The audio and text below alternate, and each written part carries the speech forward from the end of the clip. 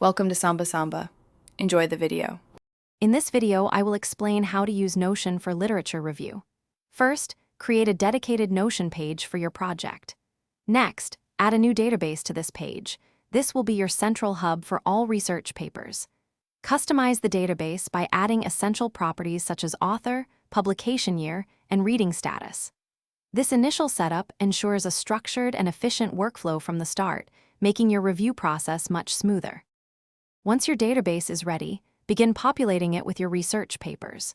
Enter key details for each paper, including the title, authors, and abstract. You can attach PDF files directly or link to online versions for easy access. Utilize tags to categorize papers by specific themes, methodologies, or topics, allowing for quick filtering and retrieval. This systematic organization saves significant time during analysis.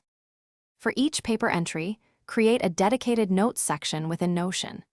Here, you can summarize key findings, extract important arguments, and record your critical reflections. Use Notion's linking feature to connect related papers, helping you identify overarching themes and gaps in the literature. This active engagement with the material fosters deeper understanding and facilitates the synthesis of information for your review. Finally, leverage Notion's status properties to track your reading progress, marking papers as to read, reading, or completed. Set reminders for papers that require further review or follow-up, ensuring no critical piece of literature is overlooked. This systematic approach keeps your literature review on track and manageable. Also, for more great deals and to check out the Echo Dot smart speaker, be sure to look for the link in the description below. It's a fantastic way to enhance your daily routine. Thanks for watching. Consider subscribing if we helped you.